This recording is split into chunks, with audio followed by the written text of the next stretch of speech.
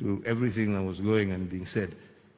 And you know, I heard somebody, what do we do about, you know, our voters who are asking us for money, They're asking us for money.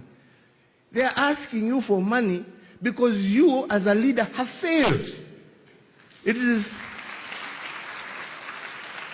no matter how many laws you put in place to stop, oh, we are going to cap how much money is going to be given, somebody will still give the money, law or no law. The problem is to fix the issue. Because your primary responsibility as a member of parliament, my friend, is to represent your people, is to oversight the government of the day. All right?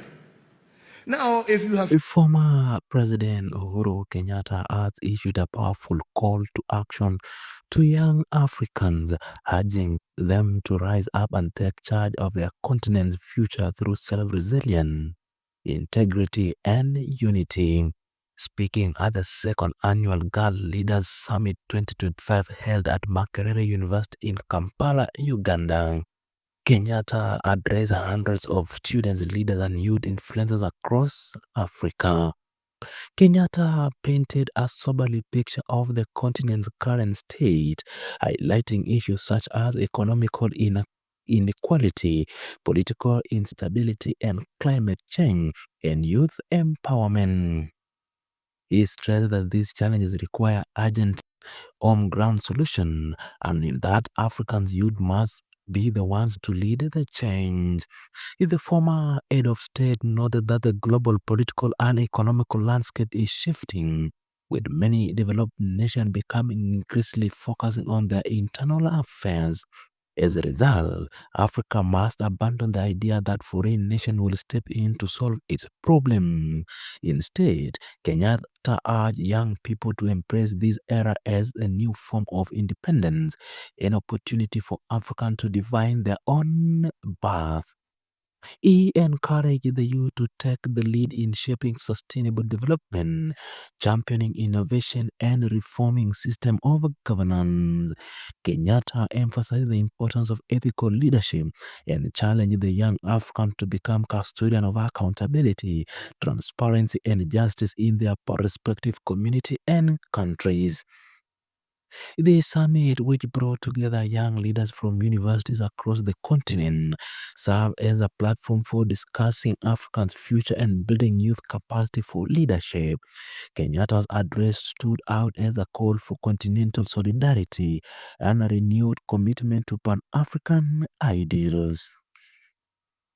All of you who have come from different parts of East Africa, as you sit atop this Makerere Hill, all I can say is that is reminiscent and a sight that has been shared by many over the years. Allow me at the very onset to extend my heartfelt gratitude to the Guild President's Leadership Academy for organizing this summit, and also to Makerere University, through you, Vice Chancellor, for hosting us at this esteemed institution, which, as you reminded us, is the foundation of East African higher education. All of us are children of Makerere, and we are happy and proud to be. And we're also happy to see that Makerere continues to serve as the furnace upon whose flames the ideologies of many African leaders in the past, and most definitely in the future, will continue to be forged. So, ladies and gentlemen, getting straight to the point, to state that today we are living in a tumultuous time would be somewhat of an understatement. The traditional world order that we have become accustomed to is being appended before our very eyes.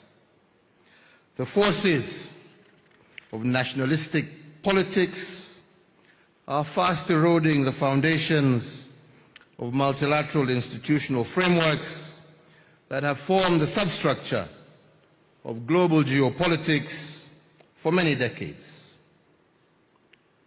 From the uncertain policies emanating from Washington, D.C., that are reshaping the rules of global trade, to the all-consuming conflicts in Ukraine and Gaza that risk becoming the nuclei for wider regional conflicts, we are indeed witnessing a watershed moment in the history of our world. As an African leader, I view these developments from a somewhat broader context beyond the uncertainty of growing global tensions. The continuity of governments are weakened. In all these three instances, you end up with a large section of the population that are physically resident within the borders of a country, but are psychologically and emotionally disengaged. That is what you call apathy. And I heard you guys trying to talk here about apathy. That is what causes apathy, because the people you want to lead are disengaged from yourselves. And I just want to refer, I was listening very carefully to everything that was going and being said.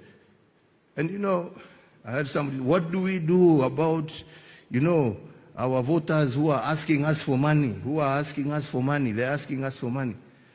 They're asking you for money because you, as a leader, have failed. It is, no matter how many laws you put in place to stop, we are going to cap how much money is going to be given, somebody will still give the money, law or no law. The problem is to fix the issue. Because your primary responsibility as a member of parliament, my friend, is to represent your people, is to oversight the government of the day. All right? Now, if you have failed in your responsibility of representing your people to ensure that the government of the day has given them their ambulance, that has given them their health center, has given them their school and water, why are you then surprised when the Mwananchi comes to you and says, I want this ambulance and you're supposed to bring it to me? But he's not asking it from you. He's asking it from you because you have failed in your duty to represent. And that is why we are saying we want leaders of integrity who will go and stand for what their people have sent them to parliament to do. You were sent to parliament to go and speak on behalf of your people, not to speak on behalf of your stomach, my friend. This is the problem we're having here. And we must be honest with each other. Yeah? So if you are to be leaders, you must be led by service to your people, not service to your stomach. That is the reason you seek leadership. Yeah? That is why, and that is how you will change this country. That is how you will change East Africa. That is how you will change Africa. That is how you will get the world to recognize you. That is how you will get the world to respect you. That is how we will stop being beggars. That is how your children will have hope instead of going to die in some sea there, crossing to Europe to look for nothing. Na hakuna kitu huko. Yeah? Yeah? Unawacha matoke hapa ati uende ukakule Burger King na McDonald's kule. Sasa who is the fool? Your matoke here fresh, wonderful and beautiful, to go and line up huko ukula burger ambaye inakunonesha tumbo tu na hakuna kitu inakufanya. Oh.